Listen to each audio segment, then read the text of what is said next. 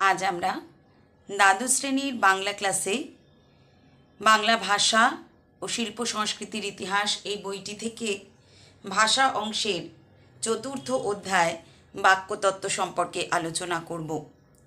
বাক্যতত্ত্ব সম্পর্কে আলোচনা করার প্রথমেই আমরা জেনে নেব বাক্যতত্ত্ব কী, বাক্যতত্ত্বের অন্তর্গত আলোচ্য বিষয়গুলি কী কী। দেখো, প্রথমে আমরা জানব বাক্য কী। ভাষায় শব্দ জুড়ে বাক্য গঠনের নিয়মাবলীকে বলা হয় বাক্যতত্ত্ব। আমরা জানি একটি ভাষায় কতগুলি শব্দকে পরপর বসিয়ে যখন একটি সম্পূর্ণ অর্থ প্রকাশ পায় তখন তাকেই আমরা বলছি বাক্য। তবে সেই শব্দগুলোকে আমরা শব্দ না বলি পদ বলি, কারণ শব্দ যখন বাক্যে ব্যবহৃত হয় তখন সেটি পদে পরিণত হয়। ভাষায় শব্দ জুড়ে বাক্য গঠনের যে নিয়ম রয়েছে, বিভিন্ন রকম যে নিয়ম, সেই নিয়মাবলীকে আমরা বলছি বাক্যতত্ত্ব। ভাষাবিজ্ঞানের যে শাখায় বাক্যে পদের সঙ্গে পদের সম্পর্ক এবং সেই সম্পর্কের সৌজন্যে জোটবদ্ধ হয়ে একাধিক পদ কিভাবে একটা বাক্য তৈরি করে, সেই প্রক্রিয়ার নানা দিক ব্যাখ্যা করা হয় বাক্যতত্ত্বে। তার মানে বাক্যে ব্যবহৃত পদ এবং বিভিন্ন পদের মধ্যেকার সম্পর্ক এবং কী কারণে সেই পদগুলি জোটবদ্ধ হচ্ছে তার নিয়ম ইত্যাদি বিষয়গুলি বাক্যতত্ত্বের আলোচ্য বিষয়ের মধ্যে পড়ে। প্রথমে আমরা জানি বাক্যের গঠন ও উপাদান কী। আমরা প্রত্যেকে জানি বাক্যের দুটি প্রধান অংশ, একটি হলো উদ্দেশ্য আর একটি হচ্ছে বিধেয়। যদি একটি বাক্য আমরা দেখি, দিলীপ বই পড়ছে, এই বাক্যে কোনটি উদ্দেশ্য কোনটি বিধেয় বলো তো?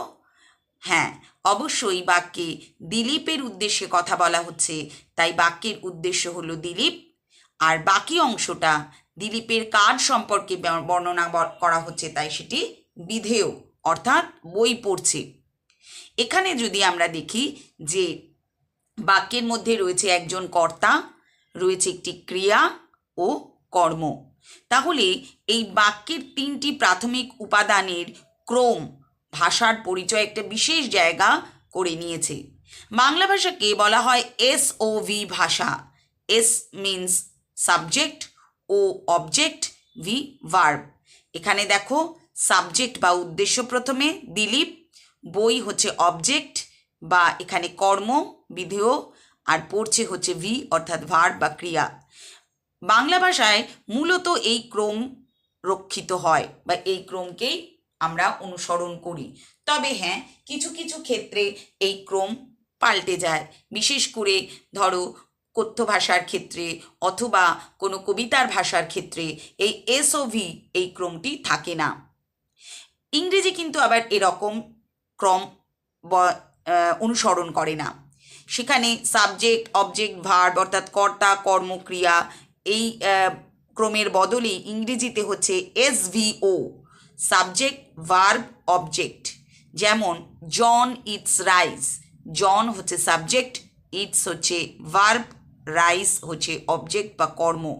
ইংরেজির স্বাভাবিক পদক্রম হচ্ছে কর্তা, ক্রিয়া, কর্ম। বাংলায় কিন্তু তা নয়। বাংলায় কর্তা, কর্ম, ক্রিয়া, কর্ম মাঝখানে বসে, ক্রিয়া শেষে, কর্তা প্রথমে। কিন্তু ইংরেজির ক্ষেত্রে কর্তা প্রথমে, ক্রিয়া মাঝে এবং শেষে কর্ম। এই বিষয়গুলো আমাদের একটু মনে রাখতে হবে।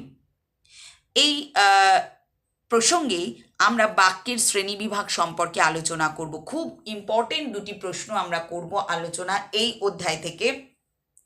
প্রথম হচ্ছে গঠনগত দিক থেকে বাক্য কয় প্রকার ও কী কী। প্রত্যেক প্রকার বাক্যের একটি করে উদাহরণ দাও বা উদাহরণ দিয়ে প্রত্যেক প্রকার বাক্যটিকে বুঝিয়ে দাও। গঠনগত দিক থেকে বাক্য 3 প্রকার, আমরা প্রত্যেকে জানি, তোমরা অনেক ছোটবেলা থেকে সেটা পড়েছো। সেই বিষয়টি আর একটু বিস্তারিত আলোচনা করব আমরা। সরল, জটিল ও যৌগিক। সরল বাক্যে থাকে একটা উদ্দেশ্য, একটি বিধেয়। যৌগিক বাক্যে থাকে একাধিক সরল বাক্য জুড়ে থাকে। আর জটিল বাক্যে একটা উদ্দেশ্য বিধেয়যুক্ত বাক্যের গায়ে অন্য আরেকটি বাক্যের অংশ যুক্ত হয়ে থাকে।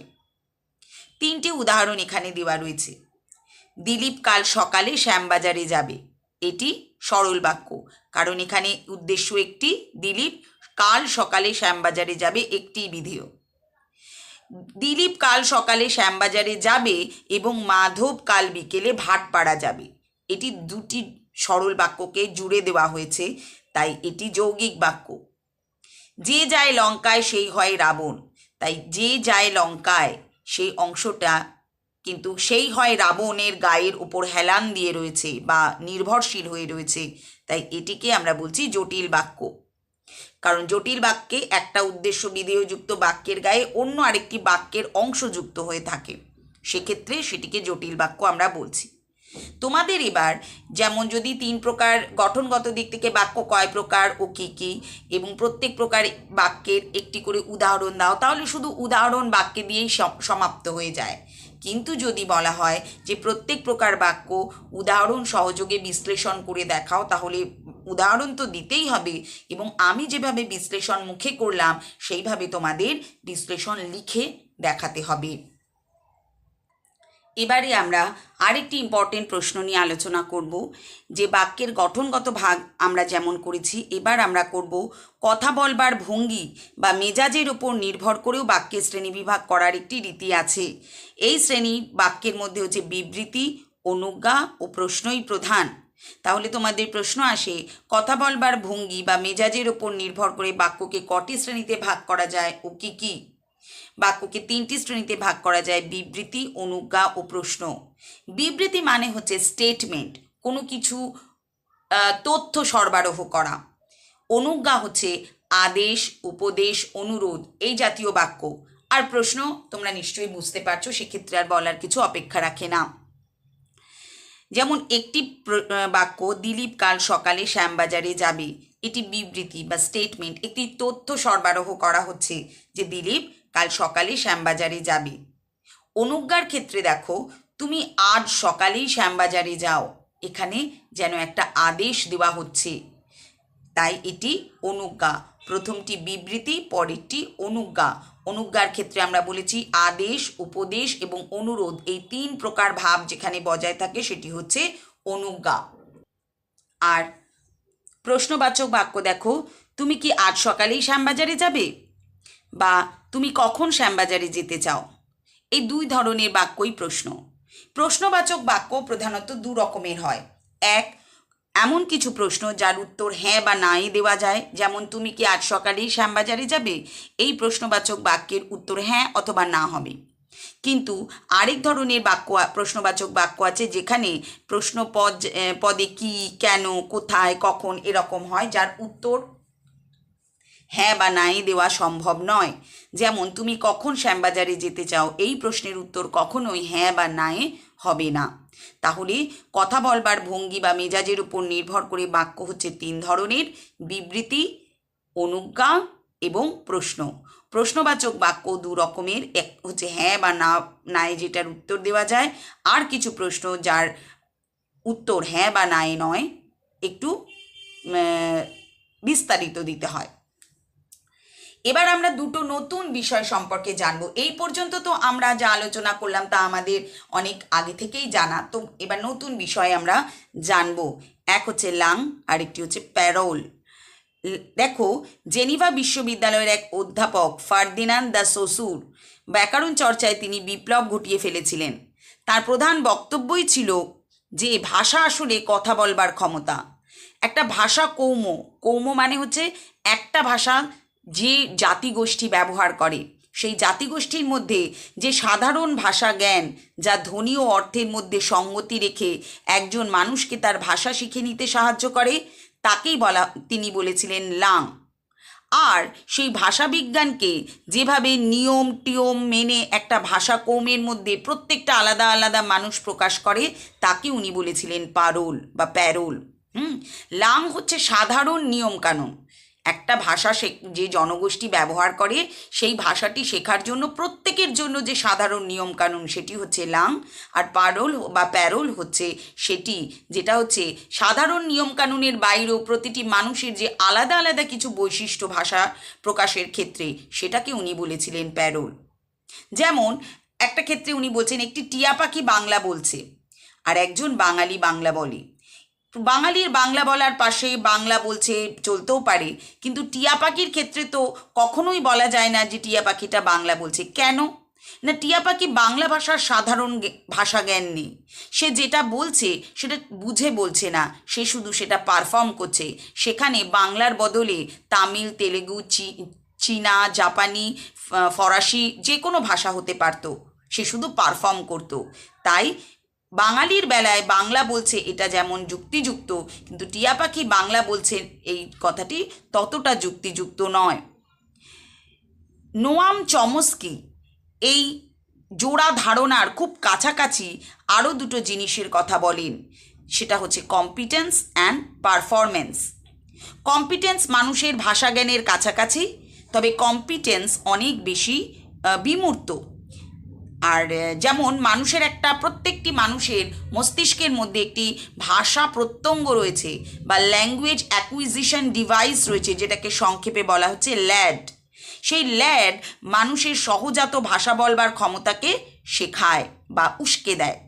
এই সহজাত ক্ষমতা আসলে ভাষার বিশ্বজনীন নির্বিশেষ নিয়মতন্ত্র। এই ক্ষমতাই হচ্ছে কম্পিটেন্স। তাহলে কম্পিটেন্স কি না, আমাদের মস্তিষ্কের মধ্যে ল্যাঙ্গুয়েজ অ্যাকুইজিশন ডিভাইস বা যে ল্যাড নামক প্রত্যঙ্গ রয়েছে, তা আমাদের যে সহজাত কথা বলবার ক্ষমতাকে কাজে লাগিয়ে কোনো একটি বিশেষ ভাষাকে নিয়মকানুন মেনে শিখতে সাহায্য করে। এই ক্ষমতাকেই বলা হচ্ছে কম্পিটেন্স। আর সেটাকে যখন আমরা ব্যবহার করছি সেটা হচ্ছে পারফরমেন্স। ঠিক এই রকমই ফার্দিনান্দ সোসুর আরও দুটি বিষয়ের কথা বললেন, বিগ্রহী প্রতিগ্রহী বা সিনট্যাগম্যাটিক প্যারাডিগম্যাটিক।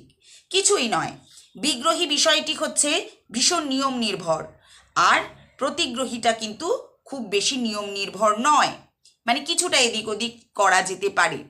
যেমন এখানে একটা উদাহরণ দেওয়া রয়েছে, যেমন বিরিয়ানি আর কাবাবের সম্পর্ক, ভাত ডাল বেগুন ভাজার সম্পর্ক, মানে যেটার সঙ্গে যা যায় আর কি, এগুলি সবই হচ্ছে বিগ্রহী বা সিনট্যাগম্যাটিক। আর একটু এদিক ওদিক হলে সেটাকে বলা হচ্ছে প্রতিগ্রহী বা প্যারাডিগম্যাটিক। যেমন একটি বাক্যের উপাদানগুলো পরপর বসে রয়েছে, তারা বিগ্রহী সম্পর্ক, কিন্তু একটু যদি এদিক ওদিক করা হয় তাহলে সেটাই হয়ে যাবে প্রতিগ্রহী। এই বিগ্রহী আসলে অনুভূমিক অক্ষ, কারণ তোমরা যারা অঙ্ক করো তোমরা নিশ্চয়ই জানো অক্ষ কি, যে বিগ্রহী আসলে অনুভূমিক অক্ষ, যেটাকে পরিবর্তন করা যায় না, আর উল্লম্ব অক্ষ যেটা কিছুটা এদিক ওদিক বা হেরফের করা যায়। আর বিগ্রহী পরিবর্তন করা, যদি প্রতিগ্রহী পরিবর্তন হয় তাহলে বিগ্রহীরও পরিবর্তন হওয়া প্রয়োজন হয়ে পড়ে। যেমন এখানে বলছে ভাত এবং বিরিয়ানির সম্পর্ক, সেটা প্রতিগ্রহী, পাল্টে দেওয়া একটা বিকল্পকে আরেকটা বিকল্প দিয়ে, যদি পাল্টালে বিগ্রহী ক্রমেও পরিবর্তন করা জরুরি হয়ে পড়ে। যদি প্রতিগ্রহীর পরিবর্তন হয় তাহলে বিগ্রহীরও পরিবর্তন করা জরুরি হয়ে পড়ে। সেখানে নিয়মের প্রতি নিষ্ঠা অনেক বেশি, বিগ্রহী পরিবর্তন করা কিন্তু সহজ কথা নয়। যা হোক, আমরা কম্পিটেন্স, পারফরমেন্স, বিগ্রহী প্রতিগ্রহী বা সিনট্যাগম্যাটিক প্যারাডিগম্যাটিক এই বিষয়গুলো একটুখানি জানবো। তাহলে আমরা কি জানলাম, যে সাধারণ ভাষা জ্ঞানের যে নিয়ম, পারোল বা প্যারোল হচ্ছে সেই সাধারণ ভাষা জ্ঞান বা নিয়ম অনুযায়ী যে ভাষা শেখা হলো তা আলাদা আলাদা মানুষ যেভাবে প্রকাশ করছে। কম্পিটেন্স হচ্ছে আমাদের যে ল্যাড বা ল্যাঙ্গুয়েজ অ্যাকুইজিশন ডিভাইস আমাদের মস্তিষ্কে রয়েছে, তাকে ব্যবহার করে মানুষ যেভাবে ভাষা বলবার বা ভাষা শিক্ষা করে সেই ক্ষমতাকে বলছি আমরা কম্পিটেন্স। আর পারফরমেন্স, সেইটা শিখে সেটা যখন আমরা পারফর্ম করছি, বলছি। বিগ্রহী প্রতিগ্রহী, যেটা বিগ্রহী হচ্ছে নিয়মনিষ্ঠ, যেখানে ভাষার মধ্যেকার নিয়ম নীতিকে না পাল্টে যে ব্যবহার করা হচ্ছে সেটি হচ্ছে সিনট্যাগম্যাটিক বা বিগ্রহী। আর প্যারাডিগম্যাটিক হচ্ছে উল্লম্ব অক্ষ, মানে যার কিছুটা হেরফের করা যায়। তবে এক্ষেত্রে এও বলা হলো, যদি প্রতিগ্রহীর পরিবর্তন হয় তাহলে বিগ্রহীরও পরিবর্তন কিছুটা করতে হয়, যেটা করা অনেক বেশি কঠিন, কারণ হচ্ছে বিগ্রহী হচ্ছে নিয়ম অনেক বেশি নিয়মনিষ্ঠ। এইবারে আমাদের বাক্যতত্ত্বের আরেকটি বিষয় জানতে হবে, বাক্যের অব্যবহিত উপাদান। অব্যবহিত মানে ইমিডিয়েট। আমরা যেমন বলি না ইমিডিয়েট বস, তার মানে কি, আমার ওপরে, ঠিক ওপরে যিনি রয়েছেন, তার উপরে আরও অনেকে থাকতে পারেন, কিন্তু ঠিক ওপরে। তাহলে অব্যবহিত উপাদান বাক্যকে ভাঙলে ঠিক বাক্যের পরে যে যে অংশগুলো পাওয়া যায় তাকেই আমরা বলছি বাক্যের অব্যবহিত উপাদান।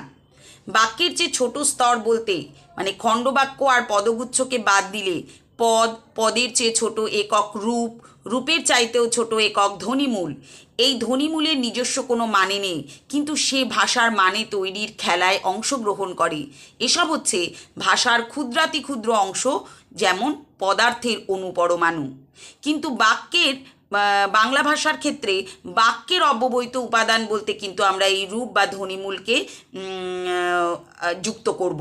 সেক্ষেত্রে প্রথম বড় অংশটি হচ্ছে বাক্য। বাক্য হচ্ছে একটা আস্ত বাক্য, মানে একটা সম্পূর্ণ বাক্য।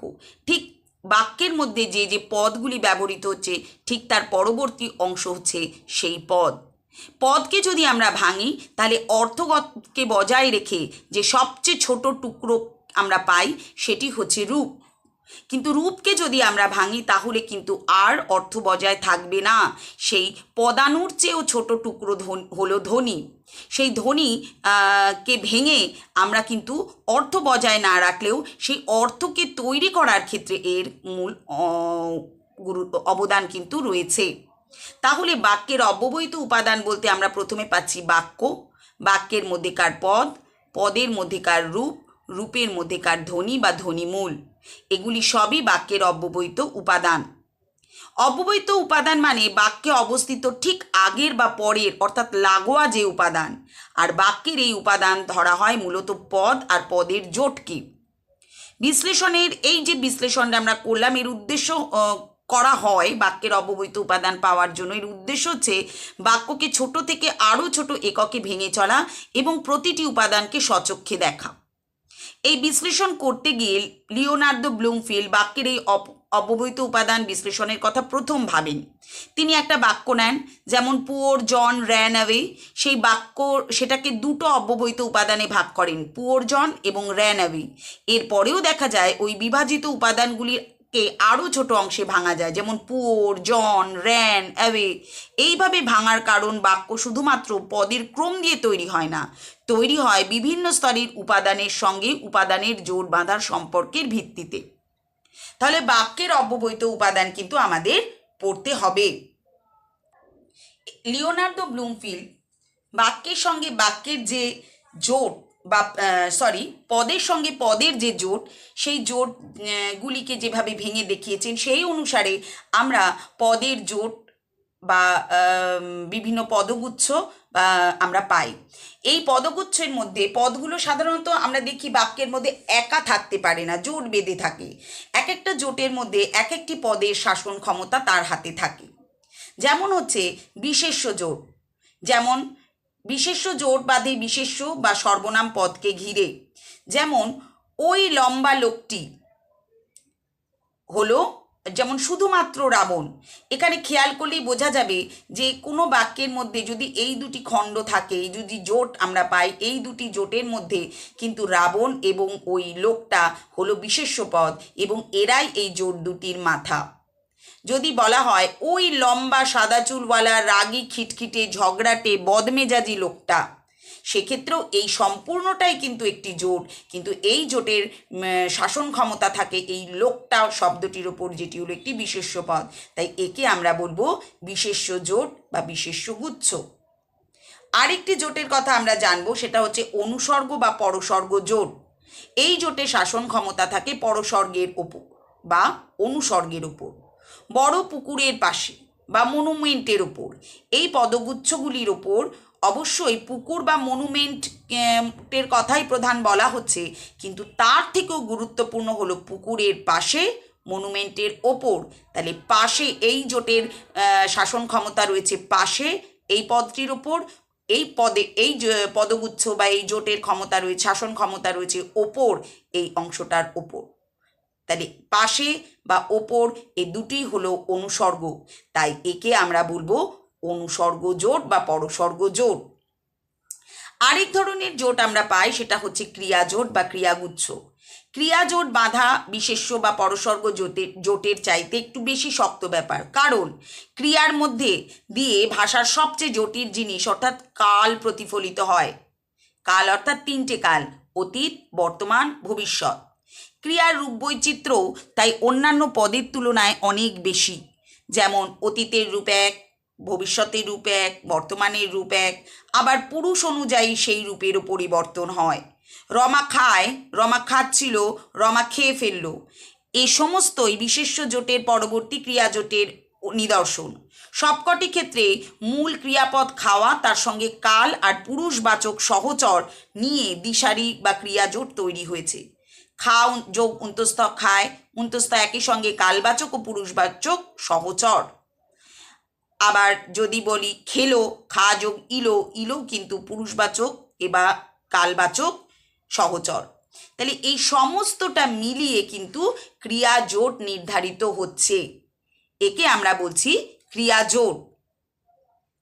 আবার যৌগিক ক্রিয়ার ক্ষেত্রে যেমন খেয়ে ফেললো বললে কেউ ফেলে দেওয়া বোঝায় না, খাওয়াকেই বোঝায়। এই পাশাপাশি দুটো ক্রিয়াপদ বসে প্রথম ক্রিয়ার মানেটা দ্বিতীয় ক্রিয়ার দ্বারা আরেকটু পরিষ্কার হয়, সেইটাকে আমরা বলছি যৌগিক ক্রিয়া।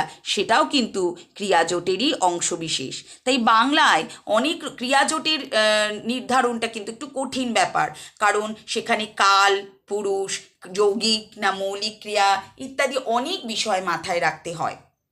পরবর্তী যে জোটটি পড়ব আমরা, সেটা হচ্ছে ক্রিয়া বিশেষণ জোট। আরও একটা পদ জোট দেখা যায়, সেটা হচ্ছে ক্রিয়া বিশেষণ জোট। এই পুরো জোটটাই আস্ত একটি ক্রিয়া বিশেষণের মতো কাজ করে, মানে একটা সম্পূর্ণ জোটকে আমরা ক্রিয়া বিশেষণ হিসেবে নিতে পারি।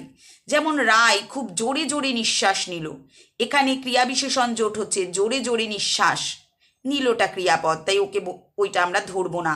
রমা আস্তে আস্তে কথা বলে, তাই আস্তে আস্তে কথা বা আস্তে কথা বলে, আস্তে কথা, এগুলো হচ্ছে ক্রিয়া বিশেষণ জোট।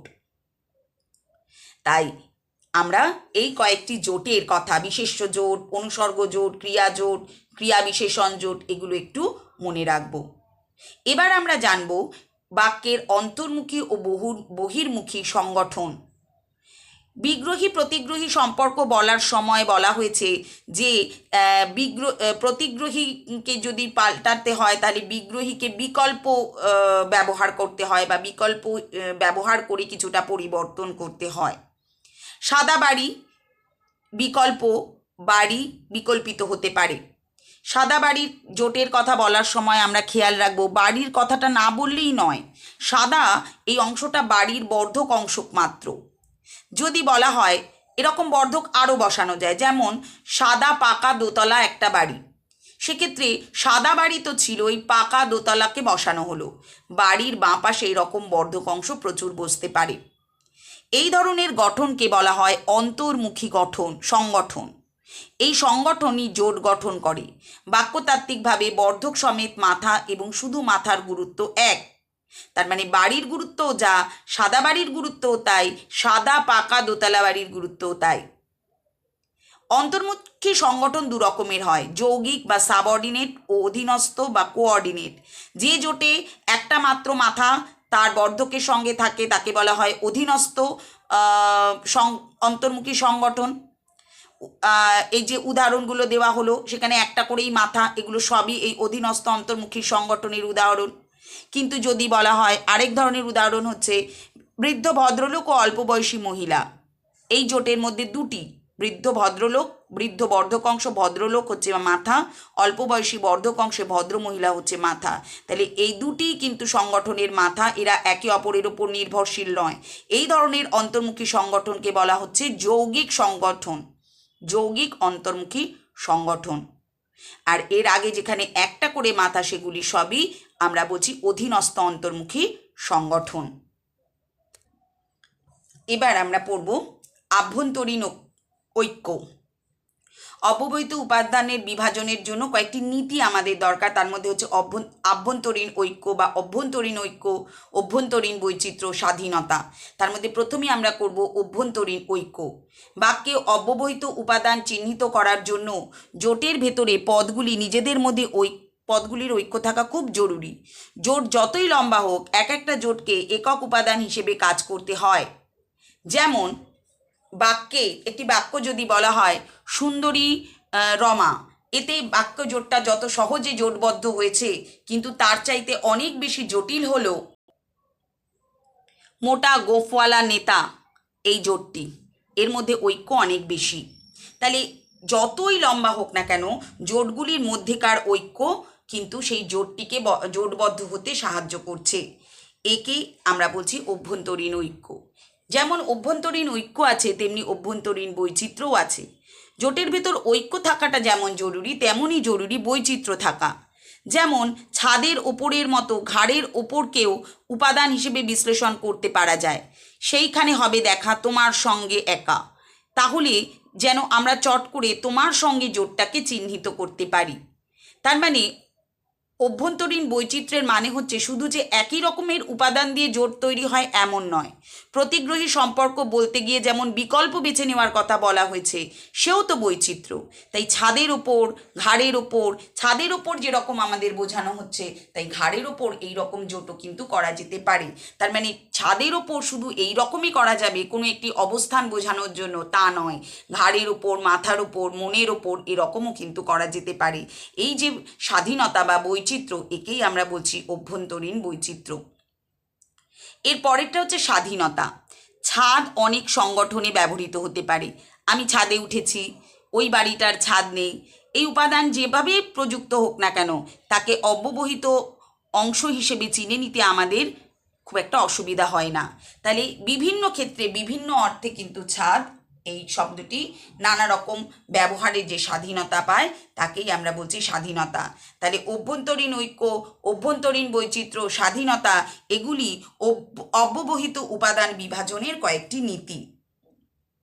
এইবার আমরা আরেকটি নতুন বিষয় আলোচনা করব, সেটা হচ্ছে সংবর্তনের, জোট বিষয়ক সংবর্তনের সূত্র। সেটি কি?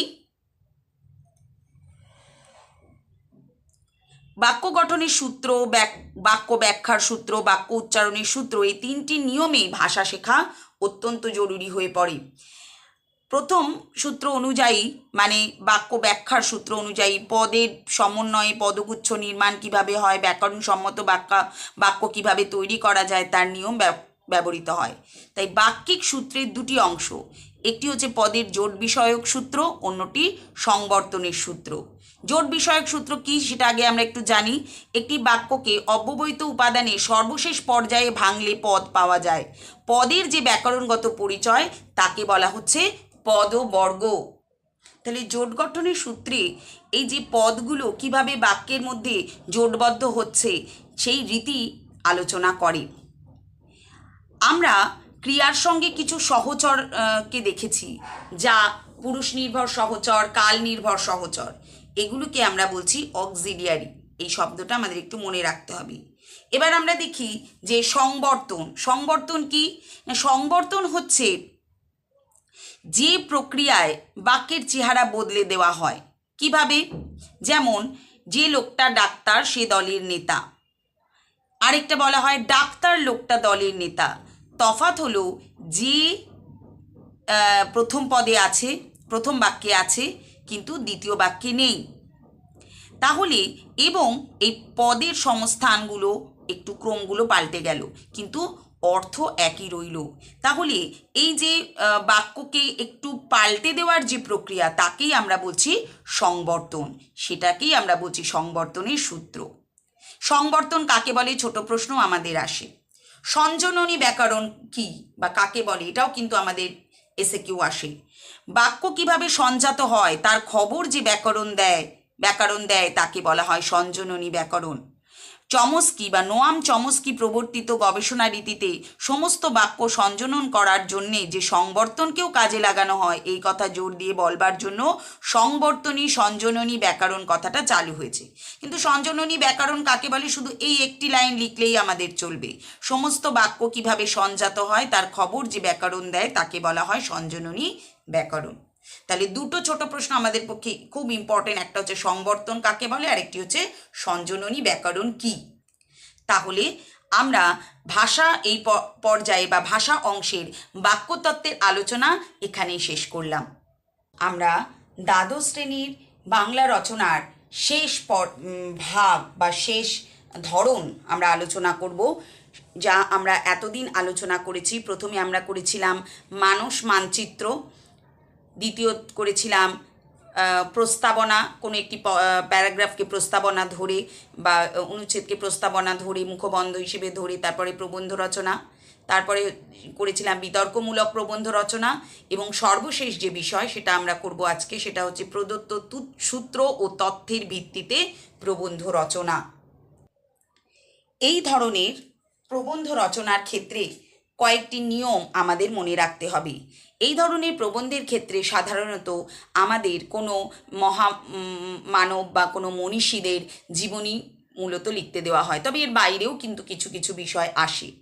সেক্ষেত্রে আমাদের তাদের জন্ম, শিক্ষা, পারিবারিক পরিচয়, তাদের সাহিত্যকর্ম বা সামাজিক কর্ম, মৃত্যু, এরকম কিছু কিছু সূত্র দিয়ে দেওয়া থাকে। সেগুলোকে অবলম্বন করে প্রবন্ধ লিখতে হয়।